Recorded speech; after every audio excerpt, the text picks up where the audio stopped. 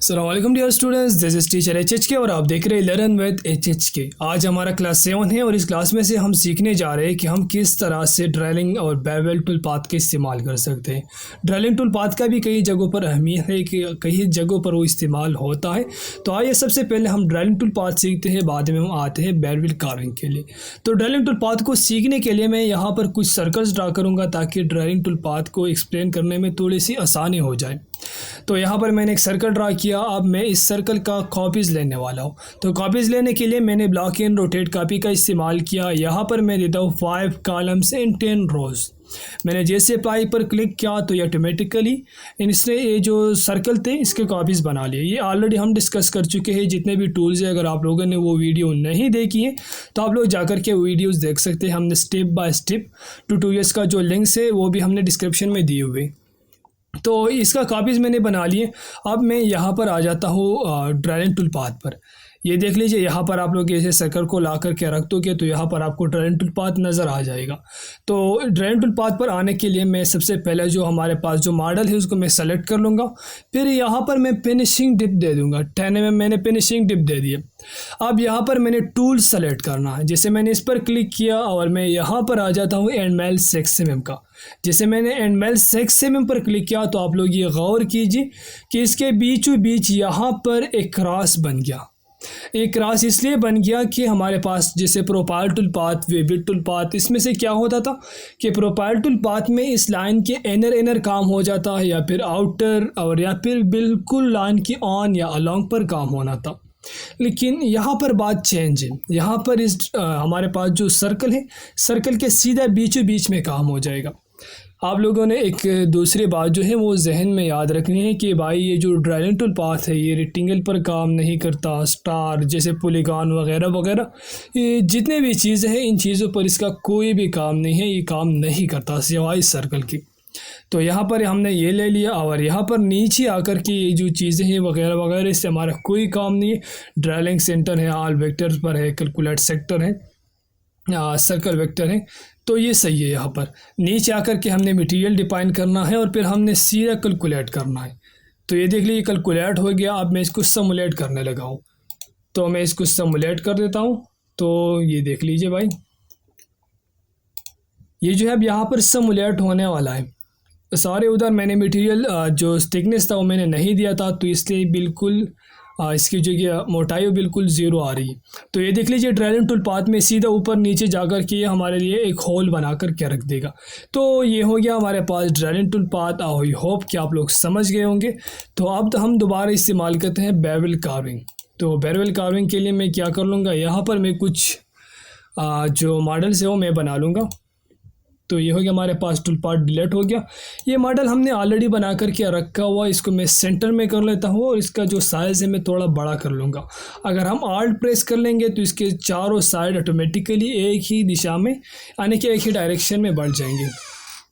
तो ये हो गया हमारे पास बेवल कार्विंग का मॉडल और इस पर हम अप्लाई करते हैं बेवल कार्विंग। तो ये देख लीजिए बिल्कुल हमारे पास जो वेबिट कार्विंग है उसके पास ही पड़ा हुआ है बेवल कार्विंग।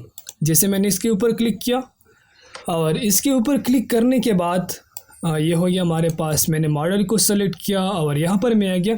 तो बेवल कार्विंग का जो डायलॉग बॉक्स है ओपन है आप लोगों के सामने। तो यहाँ पर आप लोग देख लीजिए, यहाँ पर लिखा हुआ स्टार्ट डिप। जैसे आपको पता है हमने स्टार्ट डिप नहीं देना है। नीचे है वॉल हाइट के, भाई आपके पास जो वॉल है इसका हाइट क्या रखना है। भाई अगर आपने गौर किया होगा कि हमारे पास जैसे अलोंग प्रोफाइल पे जैसे बेड चलता था वो इसका ऊपर वाले से बिल्कुल राउंड बनना था। इसमें से आपसे पूछ रहा है कि भाई आपने वॉल हाइट देना है, यानी कि वॉल की जो हाइट है वो बिल्कुल सीधा आ जाएगा 90 डिग्री में और इसके बाद घूम जाएगा, इसके बाद गोलाई आ जाएगी। तो अगर आपने वॉल हाइट देना है तो आप लोग यहाँ से वॉल हाइट दे सकते हैं। यहाँ पर हम वॉल हाइट पे देंगे और हमारे पास जो दूसरा वाला है फिनिशिंग डिप वगैरह सब कुछ अब हम देने वाले। तो यहाँ पर मैं क्या कर देता हूँ, यहाँ पर मैं देता हूँ वॉल हाइट 5 mm। यहाँ पर मैंने 5 mm वॉल हाइट दे दिया और फिनिशिंग डिप जो है मैं दे देता हूँ यहाँ पर 20। इसे मैंने 20 दबा दिया। अब नीचे आकर के हमसे टूल पूछ रहा है कि भाई आपके पास जो कार्विंग वाला टूल है वो आपने कौन सा वाला लगाना है। तो यहाँ पर हम फिर से आ जाते हैं। यहाँ पर मैं दे देता हूँ विविड पत्ती से 90 डिग्री का। इसके ऊपर मैंने क्लिक किया। इसका जो बाकी सेटिंग है वो तो आप खूब जानते हैं। अब ये जो नीचे दूसरा वाला टूल है प्रोफाइल टूल पाथ के लिए है। ये प्रोफाइल टूल पाथ सारी ये हमारे पास इसलिए है कि हमारे पास जो वॉल हाइट है ये वॉल हाइट के लिए है। अगर आप वॉल हाइट देना चाहते हैं तो आप इस टूल को सेलेक्ट कर लें। अगर नहीं देना चाहते तो उधर ज़ीरो रखें और इधर से वॉल हाइट का जो टूल है लगाने का कोई ज़रूरत नहीं है। तो हमने उधर वॉल हाइट ऑलरेडी लगाया था तो इसलिए मैं इस टूल को भी सेलेक्ट कर लेता हूँ। हमारे पास जो प्रोफाइलिंग टूल है तो यहाँ पर मैं सेलेक्ट कर लूँगा एंडमेल 1.5। तो इसके ऊपर मैंने क्लिक किया और यू कैलकुलेट हो गया। सॉरी, हमने जो मटेरियल का थिकनेस है वो हमने नहीं दिया था, इसलिए ये निशान आ गया। हमको बता रहा है यार कि भाई तुम गलत कर रहे हो, सही कर रहे हो, ऑटोमेटिकली हमको बता रहा है। तो ये हो गया कैलकुलेट। मैंने सिमुलेट करना है, थोड़ा पास्ट हम कर लेंगे। तो ये अभी सिमुलेट हो रहा है। ये देख लीजिए भाई, इसका जो ऊपर वाला हिस्सा ये छोड़ रहा है और इसके साइडों पर काम हो रहा है। जैसे आपने विबिट कार्विंग में गौर किया था कि विबिट कार्विंग में क्या होना था कि हमारे पास जो वेक्टर था इसके बीच में काम कर रहा था, लेकिन ये क्या कर रहा है कि वेक्टर के बाहर काम कर रहा है, लेकिन आपको रिज़ल्ट सेम देता है। सेम नहीं होता लेकिन रिज़ल्ट अच्छा देता है, क्योंकि विबिट कार्विंग और बेवल कार्विंग में थोड़ा बहुत फ़र्क है, थोड़ा नहीं काफ़ी ज़्यादा फ़र्क है, क्योंकि हर एक टूल पाथ का अपना अपना काम होता है।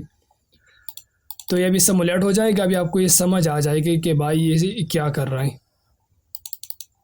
तो ये हो गया हमारे पास सिमुलेट। अरे यार थोड़ा अभी भी बाकी है।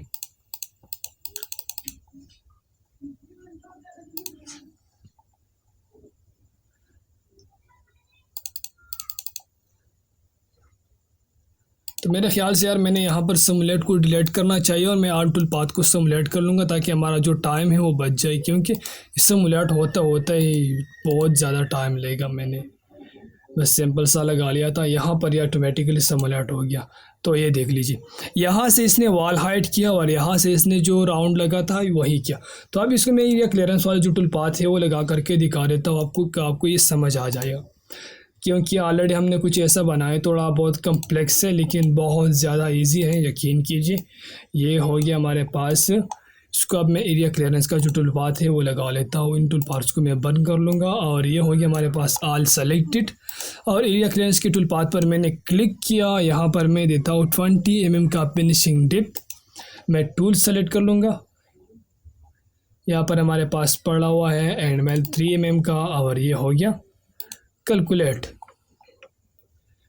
कैलकुलेट होते ही हम आर्ट टूल पाथ को सिमुलेट कर लेंगे। Simulate art tool path.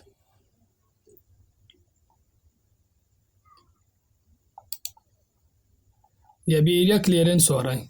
तो ये देख लीजिए हमारे पास रिजल्ट आ गया वही का।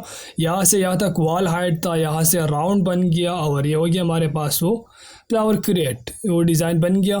बेवल कार्विंग में ऐसा ख़ास कुछ नहीं है। ये आई होप कि आपको समझ आ गया होगा, क्योंकि बहुत ज़्यादा इजी है। इस पर हम जो है कलर अप्लाई करते हैं। तो ये देख लीजिए, ये हो गया हमारे पास एक्सप्लेन। तो आप थोड़ा बहुत प्रैक्टिस कीजिए, क्योंकि ये बहुत ज़्यादा इजी है, कोई भी कम्प्लेक्स नहीं है। लेकिन इसका जो डायलॉग बॉक्स है उसमें से थोड़ा बहुत टूल पाथ से थोड़ा ज़्यादा डिफरेंट है। हर एक टूल पाथ का अपना अपना काम होता है, हर एक जगह पर इसका अपना अपना इस्तेमाल होता है। तो आप लोग इस पर खूब प्रैक्टिस कीजिए और इंशाल्लाह हम मिलते हैं बहुत जल्दी नेक्स्ट वीडियो में। अल्लाह हाफिज़।